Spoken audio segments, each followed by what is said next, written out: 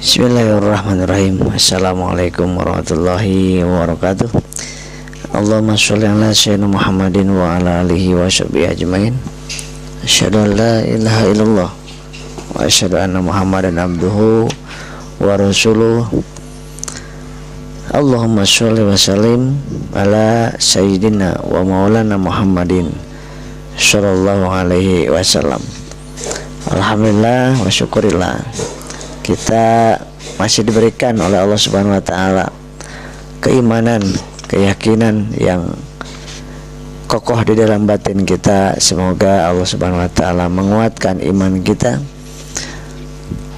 dari hari ke hari, dari minggu ke minggu, ke bulan ke bulan, dari tahun ke tahun, senantiasa semakin kuat, semakin kokoh. Karena iman adalah sesuatu yang sangat penting dalam hidup kita. Pak Mahardika, waalaikumsalam. Iman tidak bisa diwarisi oleh ayahnya yang kiai, oleh ayahnya yang nabi. Iman tersebut tidak bisa diwariskan kepada anaknya. Sahabat-sahabat, iman juga tidak bisa dibeli. Misalkan kita nggak punya iman, ingin beli iman, nggak bisa dibeli iman itu. Iman hanya muncul dari keyakinan kepada Allah. Iman bisa dipupuk dengan ilmu. Iman bisa dihadirkan dengan ibadah. Hadirlah iman. Begitu ibadah hadir iman, iman makin meningkat, ibadah makin meningkat lagi, iman makin meningkat, terus seperti itu. Shalawat salam semoga senantiasa tercurahkan kepada Habibana wa Maulana Muhammad sallallahu alaihi wasallam, yang dengan cintanya kepada umatnya, baginda Rasulullah rela melakukan apapun demi umatnya. Rasulullah sallallahu alaihi wasallam rela melakukan kehilangan nyawa pun demi umatnya. Rasulullah lebih mementingkan umatnya, lebih risau terhadap umatnya dibandingkan kepada dirinya sendiri, dibandingkan kepada keluarganya, dibandingkan kepada anak-anaknya. Beliau lebih risau lagi, memikirkan siang malam, memikirkan kita sebagai umatnya. Maka dari itu para nabi, para umat-umat terdahulu itu sangat iri kepada kita, karena ingin mereka juga menjadi umatnya baginda Rasulullah. Karena umat terdahulu ada yang 1000 tahun, umatnya Nabi Nuh 1000 tahunan umurnya, ada yang 500 tahunan umurnya. Sedangkan umatnya baginda Rasulullah itu pendek-pendek umurnya, 60, 70, 80, 90, 100. Tetapi keistimewaannya walaupun pendek-pendek umurnya, dengan fadilah-fadilah amal, ya, bisa mengalahkan yang usianya ribuan tahun. Contoh, sholat 1 rakaat di Masjidil Haram sama dengan 100.000 rakaat di masjid yang lain. Tuh, itu melipat gandakan pahala, sahabat. Sehingga bisa jadi umatnya yang dulu yang ribuan tahun itu lebih sedikit pahalanya dibandingkan umatnya Rasulullah SAW yang cuma 60 tahun di usianya. Bahkan yang cuma 1 tahun 2 tahun usia hidupnya, ya, beriman kepada Allah, atau tadinya berbuat maksiat, tadinya berbuat munkar, tadinya pelaku dosa besar, kemudian taubatan nasuha, diterima taubatnya oleh Allah Subhanahu wa taala. Berarti umur beliau adalah 2 tahun. Karena umur yang lainnya sebelum bertobat itu tidak dianggap sebagai dosa, udah diampuni sama Allah. Masya Allah. Atau umat yang tadinya bukan Islam sampai 45 tahun misalkan enggak Islam. Nah, begitu dapat hidayah dari Allah Subhanahu wa taala masuk ke Islam, maka semuanya amal-amal buruknya, dosa-dosanya akan dihapuskan seperti bayi baru lahir. Kemudian sesudah dapat hidayah, kemudian beliau betul-betul memperbaiki diri, betul-betul sholat, istighfar, dakwah dan sebagainya. Kemudian 3 bulan meninggal. Nah, yang dihitung adalah 3 bulan itu ya. Yang 45 tahun nggak dihitung, dosa-dosanya nggak dihitung. Masya Allah, ini luar biasa keajaiban dari Allah, kemurahan dari Allah Subhanahu Wa Taala bagi umatnya Rasulullah SAW. Maka layak kita untuk berterima kasih kepada Rasulullah, layak kita mencintai Rasulullah SAW dengan mengucapkan banyak-banyak bersolawat kepada yang mulia. Silakan di-share video ini, ajak orang-orang lain untuk ikut taklim ya. Saya akan membacakan surat kitab Fadilah Amal ini. Mudah-mudahan kita bisa mendapatkan keberkahan, yang mendengarkan berkah, yang men-sharekan berkah, yang membacakannya berkah. Itu janji Allah Subhanahu Wa Taala. Kitab Fadilah dari Sayyidina Abu Hurairah radhiyallahu anhu, ia mengatakan baginda Rasulullah SAW bersabda, tidak ada bagian dalam Islam bagi orang yang tidak mengerjakan sholat, dan tidak ada sholat bagi orang yang tidak berwudu. Hadis riwayat Hakim. Imam Tabrani rahmatullah alaihi juga meriwayatkan. Minta minum sih, tolong. Dari Sayyidina Ibnu Umar radhiyallahu anhuma, dari baginda Rasulullah SAW, tidak ada agama bagi orang yang tidak sholat, dan sesungguhnya kedudukan sholat dalam Islam seperti kepala di badan kita. Ini di dalam kitab Darul Mashur. Seseorang yang tidak sholat tetapi mengaku muslim atau pembela Islam, hendaknya ia memikirkan sabda-sabda baginda Rasulullah SAW. Kasih ya. Bismillah.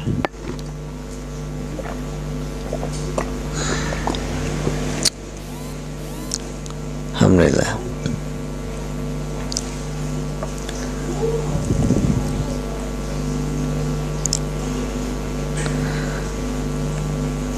Orang yang memimpikan kesuksesan, orang-orang terdahulu hendaklah meneliti keadaan mereka, betapa tangguh mereka berpegang pada agama Allah, sehingga dunia tunduk di bawah telapak kaki mereka. Tunduk, dunia itu tunduk kepada orang yang menghamba kepada Allah Subhanahu wa Ta'ala, yang mengutamakan akhirat. Itu dunia itu akan tunduk kepada kita. Kalau kita mengutamakan dunia, maka dunianya akan disulitkan sama Allah, akhirat jauh dari kita. Suatu ketika mata Sayyidina Abdullah bin Abbas rahmatullah alaihim terus menerus mengeluarkan cairan, menangis terus. Orang-orang berkata kepadanya, engkau dapat sembuh. Mohon maaf. Suatu ketika mata Sayyidina Abdullah bin Abbas terus menerus mengeluarkan cairan. Penyakit, berarti penyakit. Orang-orang berkata kepadanya, engkau dapat sembuh asalkan meninggalkan sholat untuk beberapa hari. Kemudian beliau menjawab, ini tidak mungkin, karena aku mendengar baginda Rasulullah SAW bersabda, barang siapa meninggalkan sholat, niscaya ia akan menjumpai Allah Ta'ala dalam keadaan murka. Ini orang-orang kadang-kadang suka, setan yang bentuknya manusia suka menyatakan, udahlah gak usah sholat, kamu gak sembuh-sembuh kan sakitnya, gak usah sholat. Sebetulnya itu setan, bentuknya manusia. Nah, gak usah doa lah, kamu berdoa aja tetap aja seperti itu aja, nggak kaya, nggak sembuh. Udah nggak usah doa, nggak usah sholat. Itu kata manusia, siapapun dia, itu namanya setan, bentuknya manusia. Ada setan bentuknya dari jin. Nah, itu yang suka membisikkan ke dalam hati kita. Riwayat lain menyebutkan bahwa mereka menasihatinya agar bersujud di atas bangku selama 5 hari. Ia menjawab, sungguh cara itu tidak akan aku lakukan walaupun dalam 1 rakaat. menurut para malaikat, para sahabat radhiyallahu anhum, lebih baik mereka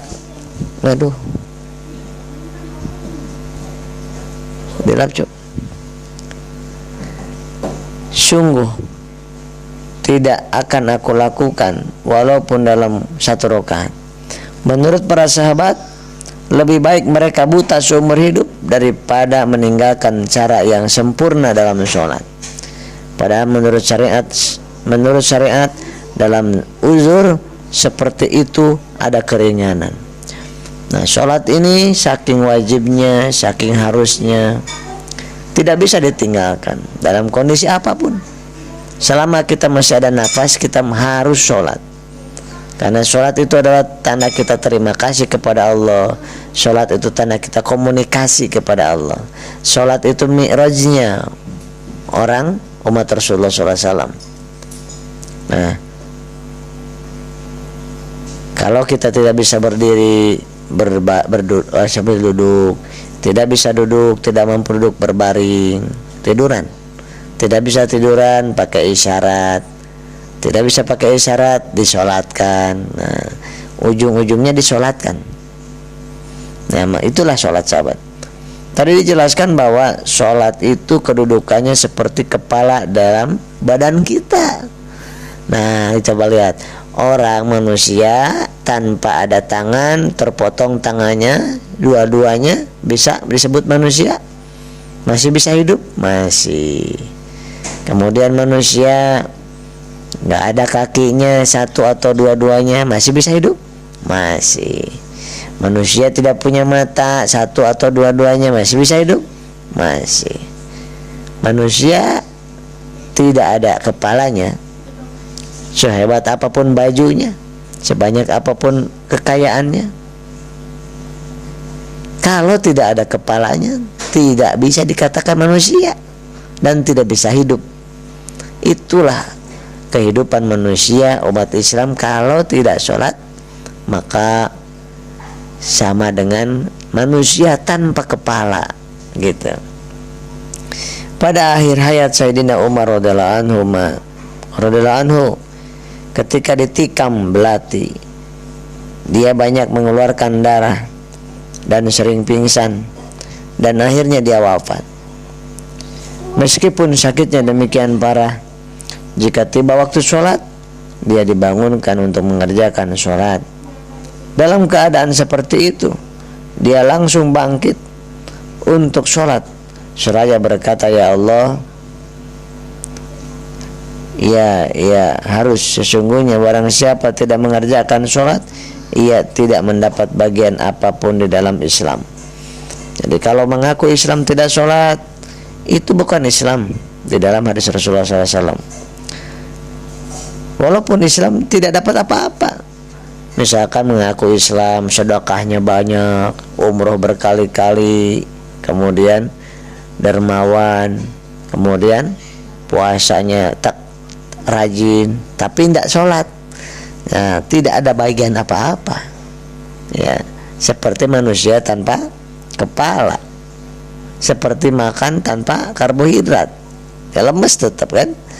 Kita beranggapan bahwa cara menyayangi orang sakit adalah tidak membebaninya dengan sholat. Biarlah nanti diganti dengan fidyah, mana bisa. Sedangkan menurut para sahabat, bentuk kasih sayang untuk orang sakit adalah menyuruhnya untuk tetap beribadah kepada Allah sekuat semampunya. Kadang-kadang kita kepada teman kita, orang tua kepada anaknya, udah nggak usah sholat dulu, kan sedang sakit. Justru pada saat sakit itu harus sholat, dalam kondisi apapun. Dalam tiduran nggak bisa wudhu, pakai air, pakai tayamum, ya kan? Allah meringankan. Justru pada saat sedang sakit nggak sholat, itu semakin setan senang sekali menggodanya. Jadi setan itu sering menggoda, yang sering saya sampaikan dan saya buat memenya itu, setan, iblis itu menggoda kepada manusia dalam kondisi kita 5 perkara. Yang pertama, pada saat kita sedang marah, ya, Iblis dan setan seringkali menunggangi kita kalau sedang marah. Maka kalau marah nggak terasa ini dibanting, dilempar, dipukul, tahu-tahu menyesal. Yang kedua sedang jatuh cinta. Itu setan senang banget, iblis senang banget kalau kepada orang yang sedang cinta berlebihan kepada manusia, kepada kejabatannya, kepada harta, pada bisnisnya. Senang banget setan itu masuk ke dalam hati kita sehingga semakin lalai kepada Allah. Yang ketiga, dalam kondisi sakit. Setan datang dalam kondisi sakit. Itu kalau kita tidak sholat, kita tidak zikir dengan kondisi sakit, kita akan semakin buruk sehingga berobatnya kepada yang musyrik, sehingga kita berobatnya kepada yang tidak diridhoi oleh Allah Subhanahu wa taala, sehingga kita mampu meninggalkan sholat, meninggalkan doa, meninggalkan sholawat dan zikir pada saat sakitnya. Kenapa? Karena si setan senang banget ketika kita sedang kurang sholat, nggak zikir, sedang sakit. Udahlah, jangankan ke macam kita, kepada Nabi Ayub alaihissalam, seorang nabi pun iblis datang. Udah Ayub, kamu itu nggak disenangi sama Allah, yang suka disembah sama engkau itu. Kamu sakit udah 16 tahun, udah nggak usah sholat, udah nggak usah doa lagi. Langsung, enggak, saya senang, saya bahagia seperti ini, saya tetap akan sholat karena Allah menyayangi hamba pada menyayangi aku dengan penyakit ini. Subhanallah, setan, si iblis itu pulang ngegoda lagi.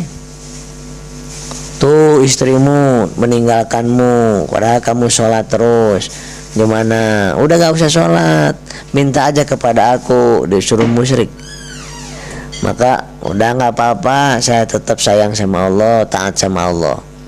Nggak sampai di situ, diusir sama orang kampung. Tuh kamu diusir sama orang kampung, berarti kamu nggak dikabulkan doamu, Tuhanmu itu nggak sayang kepadamu, kamu dihianati, kemudian kamu disakiti, kamu diusir, kamu dihinakan, kamu ditinggalkan orang yang kamu sayangi, berarti kamu tidak disayangi sama Allah. Allah kamu tidak perhatian, kata iblis. Nyingkah, minggir. Nah, kata Nabi Ayub, minggirlah kamu, kata kita gitu kan, minggir. Aku tetap akan taat kepada Allah, akan sujud kepada Allah karena sakitku ini. Allah ingin membuat aku semakin naik derajatnya. Allah karena cinta dan sayang kepada aku, kata Allah Subhanahu wa taala. Akhirnya sesudah Nabi Ayub sabar, kemudian diusir, ditinggalkan istrinya, minta cerai, kemudian dan sebagainya.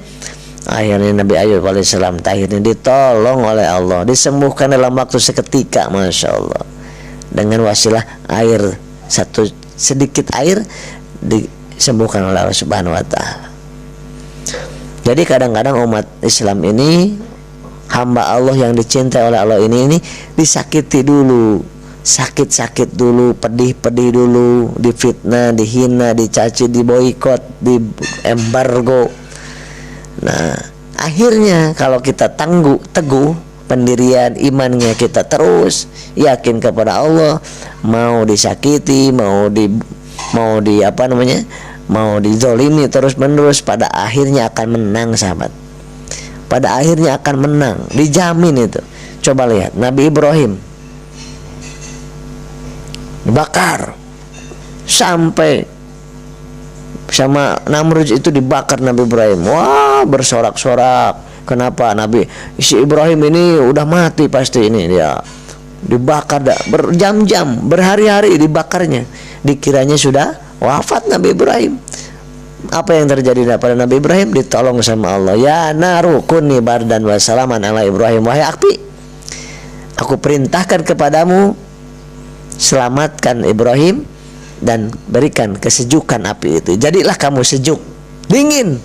Maka Nabi Ibrahim di dalam kobaran api, bukan panas, dingin, adem. Maka kalau ditanya kepada Nabi Ibrahim, wahai Ibrahim, wahai Nabi Ibrahim, wahai Khalilullah, kapan kamu dalam hidupmu yang terindah? Waktu apa? Waktu ada di kobaran api. Allahu Akbar. Kadang-kadang kita pun sama kan, Ketika kita sedang enak, nyaman, tenang, banyak uang, banyak yang memuji, kita lalai kepada Allah, membanggakan diri, hati semakin panas, semakin tinggi, semakin gak nyaman hatinya. Nah, pada saat disakiti, dihianati, didustai, dibohongi, dikucilkan, diberikan sakit, les hati kita merasa nol lagi, mendekat kepada Allah, di situ rasanya kesejukan datang. Subhanallah. Begitu pun Nabi Nuh alaihissalam, Nabi Lut, Nabi Musa, nabi-nabi yang lainnya, Rasulullah SAW pun sama. Baik Bilal bin Rabah, kalau ditanya kapan Bilal bin Rabah merasakan nikmat senikmat-nikmatnya di hidup di dunia, saat aku diseret oleh kaum Quraisy ke tempat yang sangat panas, kemudian ditimbun batu, dipukuli oleh batu. Di situ kenikmatan hidup yang luar biasa. Subhanallah. Karena pada saat kita dizalimi, dihianati, disakiti, sedang dekat-dekatnya kita kepada Allah. Maka kita kan nggak seperti mereka, nggak seperti para nabi disiksa, menjaga iman, enggak. Kita timbang dikasih sakit, ya, dikhianati, disakiti, dizalimi, kita udah mencak-mencak, kita sudah kita udah marah-marah, kita sudah marah, nggak ngelakuin sholat. Harusnya pada saat kita sakit, kita semakin introspeksi diri, makin kita dikhianati suami, dikhianati istri, makin dekat ke Allah, dan harus merasakan senikmat-nikmatnya hidup saya pada saat saya sedang disakiti, sedang penyakitan, sedang dikhianati, sedang difitnah. Nah, mudah-mudahan kita seperti itu. Kemudian suatu ketika Sayyidina Ali radhiyallahu anhu meminta seorang hamba sahaya kepada baginda Rasulullah SAW untuk membantu pekerjaannya.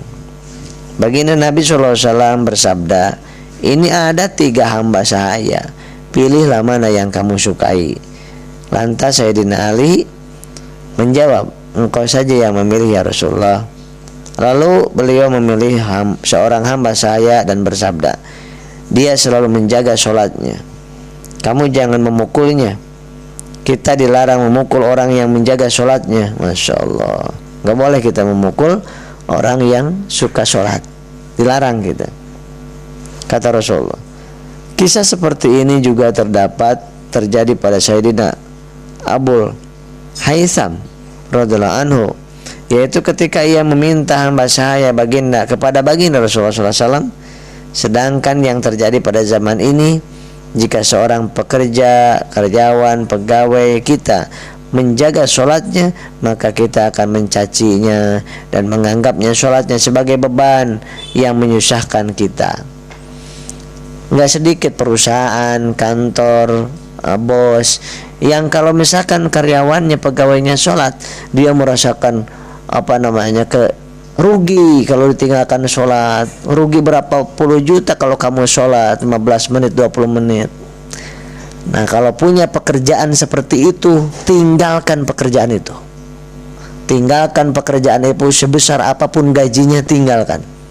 Mau di mana saja, mau di negeri ataupun di swasta, kalau melarang kita sholat, tinggalkan saja. Dijamin bakal semakin baik hati kita, rezeki kita. Bertemu saya dengan seseorang yang kerja di Amerika Serikat, kemudian gajinya 86 juta per bulan, tapi kalau sholat dihalang-halangi. Sholat susah, dihalang-halangi. Makanannya yang diharamkan harus dimakan, tidak ada pilihan lain. Apa yang terjadi? Beliau mengundurkan diri sebelum dipecat, karena pada saat waktu sholat beliau dimarahin. Nah, sebelum dipecat beliau mengundurkan diri. Dan saat ini hijrah, benar-benar hijrah, dekat, cinta, nangis senantiasa kepada Allah Subhanahu wa taala, hijrah. Dan beliau sekarang subhanallah menjadi miliarder luar biasa. Keluarganya makin tenang. Tadinya berbulan-bulan ditinggalkan istrinya, anaknya. gaji 86 juta per bulan tapi tidak menyangka ya, punya cicilan, punya angsuran, punya riba sampai 1,3 miliar. Subhanallah. Gaji 86 juta punya hutang 1,36 miliar, cicilan, angsuran, riba. Saking tidak berkahnya uang yang besar itu, sahabatku, kalau didapatnya dari hal yang buruk, meninggalkan sholat. Maka begitu beliau, sahabat saya tersebut, hijrah, subhanallah, saat ini tenang, wajahnya bercahaya, kemudian ikut, kalau itikaf di masjid luar biasa, dengan keluarganya sangat harmonis, sholat gak pernah tinggal, kemudian malah ngajak-ngajak orang untuk kebaikan, subhanallah beliau. Nah, kita pun mari sama-sama untuk seperti itu, untuk jangan sampai kita gara-gara kita bisnis meninggalkan sholat, gara-gara kita kerja meninggalkan sholat. Kalau ada bos yang melarang sholat, kita pindah dari situ, keluar dari situ, berapapun gajinya. Itu yang 86 juta aja per bulan keluar, apalagi yang cuma 3 juta, apalagi yang gajinya cuma 2 juta, apalagi yang gajinya 1 juta, apalagi gajinya 10 juta. Yang 86 juta per bulan aja, andai kata tidak mendapatkan kesempatan untuk sholat, dihalang-halangi untuk sholat, artinya kita menjual akhirat untuk dunia yang sementara ini. Kita kalau mengejar dunia itu pasti dapatnya sedikit dan susah. Walaupun banyak, itu belum tentu akan menyenangkan dan membahagiakan, belum tentu puas. Walaupun banyak, itu belum tentu membuat kita tentram. Dan walaupun banyak, walaupun menyenangkan, itu belum tentu lama, pasti hancur binasa. Maka dari itu kita kejar akhirat. Kalau akhirat pasti abadan abada, pasti selama-lamanya. Kehidupan di akhirat, kebahagiaan di akhirat pasti puas. Balasan dari Allah di akhirat pasti membahagiakan. Pasti, itu sebuah kepastian yang tidak diragukan lagi. Allahu Akbar. Janji Allah, innallaha la yuhliful mi'ad. Sesungguhnya Allah tidak pernah ingkar janji kepada hamba-hambanya. Syekh Sufyan Asy'ari rahmatullah alaihi pernah berdiam di dalam rumahnya selama 7 hari tanpa makan, tanpa minum, dan tanpa tidur sedikit pun. 7 hari 7 malam.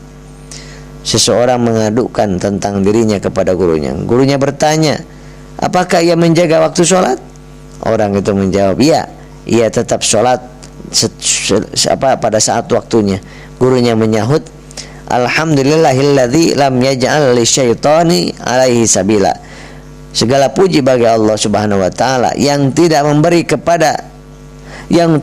jalan kepada setan untuk menguasainya, di dalam kitab Bahjatun Nufus. Jadi ketika kita melakukan apapun kemudian menjaga sholatnya dengan benar, itu setan tidak ada celah untuk menggodanya, kata Syekh As-Sawari. Karena apa? Karena di dalam sholat itu doa yang sangat lengkap, sahabatku.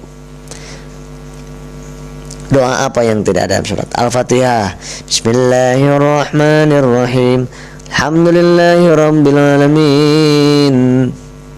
Segala puji bagimu ya Allah yang menguasai alam semesta ini. Ar-Rahmanir-Rahim, yang maha pengasih, maha penyayang. Maliki yaumiddin, yang menguasai hari pembalasan.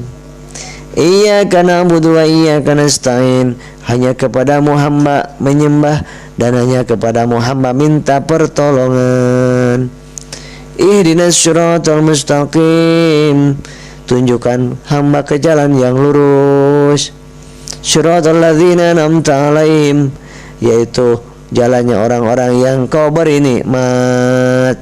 Siapa dia? Para sahabat, para rasul, para nabi, para solehin, para alim ulama.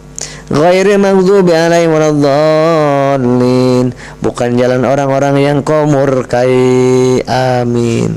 Di dalam sholat kita, Belum lagi inna sholati wa nusuki wa mahyaya wa mamati lillahi rabbil alamin.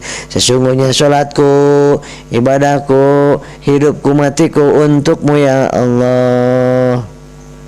Kemudian kita baca surat pendek misalkan Bismillahirrahmanirrahim.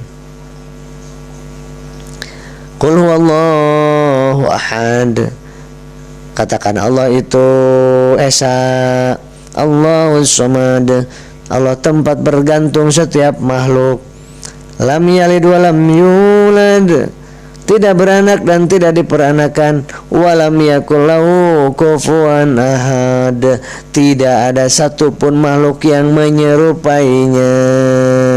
Allahu Akbar. Allah maha besar ya Allah, hamba ini kecil. Terus Subhana rabbiyal azimi wa bihamdihi, maha suci engkau yang maha agung dan aku memujimu, memujinya.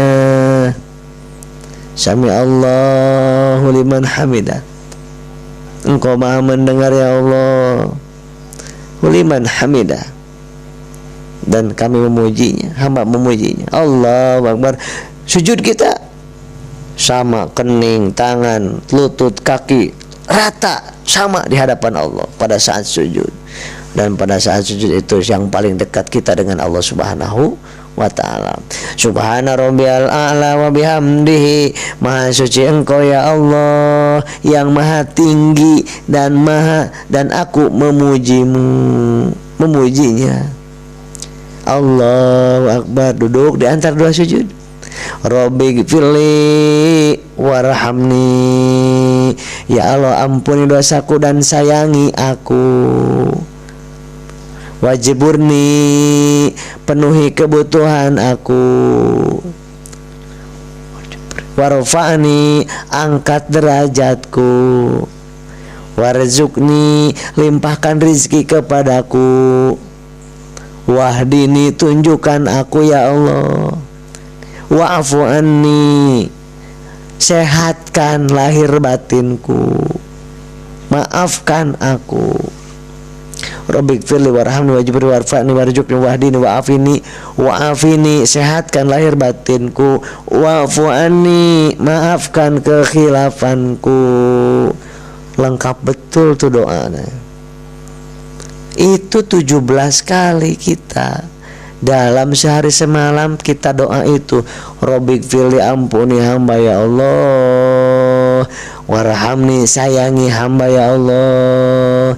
Wajburni, penuhi kebutuhan hamba ya Allah. Warfa'ni, angkat harkat derajat hamba ya Allah. Warzuqni, penuhi dan rizki kami ya Allah. Wahdini, tunjukkan hamba ya Allah. Wa'afini, sehatkan hamba ya Allah. Wa'afu anni, maafkan hamba ya Allah. Lengkap semuanya di dalam doa tersebut. Duduk di antara dua sujud. Kemudian kita tahiyat. At-tahiyatul mubarakatuh sholawatu thayyibatu lillah. Assalamu alayka ayuhan nabi wa rahmatullahi wa barakatuh. Assalamu alayka, salam keselamatan untukmu wahai Rasul, wahai Nabi. Berarti Nabi kita itu hadir pada saat kita sedang sholat. Karena kata-katanya assalamu alayka ya ayuhan nabi, bukan assalamu alaikum, bukan assalamu alaihu, bukan assalamu alaika, salam kebaikan untukmu wahai Nabi. Assalamu alayka ayuhan nabi wa rahmatullahi wabarakatuh. Assalamu alayna wa ala ibadillahi sholihin, salam keselamatan untuk seluruh, wa ala ibadillahi sholihin, untuk seluruh para abdi-abdi Allah yang soleh. Jadi kita mendoakan pada saat sholat orang-orang seluruhnya yang soleh. Dan kita didoakan juga oleh orang-orang yang semua yang sholat. Asyhadu an la ilaha illallah, aku berjanji bahwa tiada Tuhan yang layak disembah kecuali Allah. Wa asyhadu anna Muhammadan Rasulullah, dan aku bersaksi bahwa Nabi Muhammad itu adalah utusan Allah. Allahumma sholli ala sayyidina Muhammad wa ala sayyidina Muhammad kama shallaita ala sayyidina Ibrahim wa ala sayyidina Ibrahim wa barik ala sayyidina Muhammad wa ala sayyidina Muhammad kama shallaita ala sayyidina Ibrahim wa ala sayyidina Ibrahim fil alamin innaka Hamidum Majid. Ada lagi doa, Allahumma inni a'udzubika, ya Allah aku berlindung kepadamu, min azabil qabri, dari azab kubur ya Allah, wa min azabin nar, dan dari azab api neraka, wa min fitnatil mahyaya, dan dari fitnah dalam kehidupan di dunia ini, wa min fitnatil mahyaya, wa min fitnatil masihid dajjal, wa min fitnatil mahma wa mamat, dan dari fitnah pada saat kematian, wa min fitnatil masihid dajjal, dan dari fitnah dari dajjal. Assalamualaikum warahmatullahi. Assalamualaikum warahmatullahi. Subhanallah. Di dalam sholat itu kata Rasulullah SAW, bagaikan kita 5 kali sholat dalam sehari, itu bagaikan di rumah depan rumah kita ada sungai yang sangat jernih, dan kita setiap 5 kali sehari mandi di sungai yang bersih itu. Kira-kira badan kita bersih enggak? Badan kita akan bersih. Nah begitulah kita sholat 5 kali itu untuk membersihkan dosa-dosa kita, menambah pahala kita, menambah rizki kita, menambah ketenangan kita, dan akan mencegah dari perbuatan keji dan munkar. Masya Allah. Ibu Jamilah dari Medan hadir, Ibu Yanti Anissa, waalaikumsalam, Ibu Ika, waalaikumsalam, Ibu Ai Rohayati, Ustazah Umi Kulsum, Masya Allah, Bu dosen Barokallah, ini luar biasa. Ibu Sari, waalaikumsalam, Bandung, dari Ibu Sari, Ibu Nyai Ngawi, Masya Allah, waalaikumsalam dari Ngawi, waalaikumsalam dari Ibu Susi, Bu Ratna Yulia, Bapak M Nawawi, Bu Ratu Kopi, Pak M Nawawi, alhamdulillah selalu sehat walafiat, amin ya Allah ya Rabbal alamin. Ibu Vina, waalaikumsalam dari Karawang, Ibu Romlah, Ibu Susi, Ibu Haryuti dari Sulsel, Ibu Imah dari Surabaya Utara, Sumatera Utara, Bu Nova, Bu Ida, Bu Nuriana dari Serang, Ibu Dini dari Ciamis, waalaikumsalam Bu Dini, barakallah. Bu Dini mana tadi ya? Bu Dini dari Ciamis, barakallah. Bu Novi, assalamualaikum dari Padang, Allahumma sholli ala Muhammad wa ala Muhammad, semoga kita mendapat syafaat kelak di yaumil kiamah nanti. Dari Ayah Balkis Blitar, Bu Yuniarti, Bu Yusniati, Bu Indrawati Pekanbaru, waalaikumsalam. Bu Mimin, Bu Mardika, izin silakan. Kang Dirman Kuningan, waalaikumsalam. Bunda Chandra, waalaikumsalam, Purwakarta.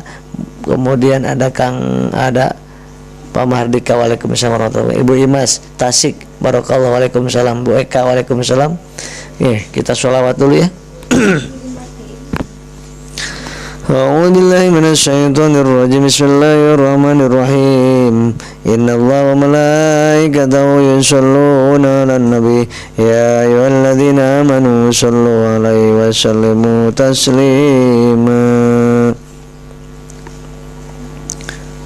Sallallahu ala Muhammad sallallahu alaihi wasallam. Sallallahu ala Muhammad sallallahu alaihi wasallam. Asyraqal badru alaina faltafat minul buduru mislahu ustik ma ra'aina qatu ya wajah sururi. Yang sedang gak nyaman hatinya, yang sedang sakit, mari kita sholawat. Ya Nabi salam alaika, ya Rasul salam alaika, ya Habib salam alaika, salawatullah alaika. syamsun anta badrun anta nurun fawqa nuri anta syamsun anta badrun anta nurun fawqa nuri anta iksiru wa ghalli anta misbahu suduri. Jangan lupa sholawat setiap hari minimal 1000 kali supaya diberikan syafaat, dicintai Rasulullah, diberikan rahmat, dihapuskan dosa, ditambah derajat, dilapangkan rizki, dilapangkan segala urusan, dimudahkan segala urusan, diluluskan setiap ujian hidup kita, insyaallah. Demikian sahabat-sahabat, mohon dimaafkan oleh kekurangan. Barakallah. Ibu Siti Julekha, waalaikumsalam. Pak Sutrisno Eko Racing dari Serang, waalaikumsalam Pak Sutrisno. Bu Dewi Yuni, ada Ibu Jamilah, assalamualaikum, saya ingin sekali bisa khusyuk di saat sholat. Mudah-mudahan kita bisa diberikan khusyuk, walaupun belum khusyuk sholat, belum khusyuk sholat, belum khusyuk, lama-lama nanti akan diberikan kekhusyuan oleh Allah Subhanahu Wa Taala. Ya, sahabat-sahabat, jangan lupa besok pagi, insya Allah jam 8 pas pagi-pagi waktu Indonesia bagian Barat, saya akan membahas bagaimana kaitannya. Kenapa mungkin ada yang merasakan sakit kok gak sembuh-sembuh, kemudian musibah kok gak berhenti-berhenti. Kemudian besok kan hari Kamis ya, jam 8 pagi hari Kamis besok, insya Allah ya, insya Allah kamu akan membahas bagaimana kok rumah tangga kok berantakan, kemudian ujian bertubi-tubi, rizki semakin susah walaupun usaha terus menerus. Nah, ada kemungkinan berkaitan dengan dosa yang sangat luar biasa. Dianggap dosanya apa? Menjinahi ibu kandung kita, padahal kita nggak pernah. Dianggap berzina ribuan kali, loh, padahal nggak pernah. Nah, besok kita akan bahas bagaimana ini terjadi dan bagaimana solusinya dan bagaimana kita merasakan, kemudian harus bagaimana kalau sudah seperti itu kondisinya. Insya Allah jam 8 pagi insya Allah di akun Facebook saya di Asep Bruder. Kemudian yang terlambat bisa ke YouTube saya, channelnya Asep Bruder juga. Demikian sahabat, mudah-mudahan bermanfaat, diberkahi kita, amin ya Allah ya Rabbal alamin. Ibu Eka pengen banyak cerita tentang rumah tangga orang tua saya. Baik. Dan besok juga berkaitan dengan rumah tangga.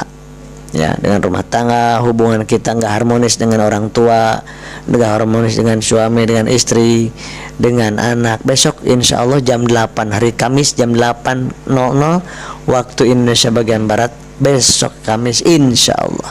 Mudah-mudahan kita diberikan umur yang panjang dalam taat kepada Allah Subhanahu Wa Taala.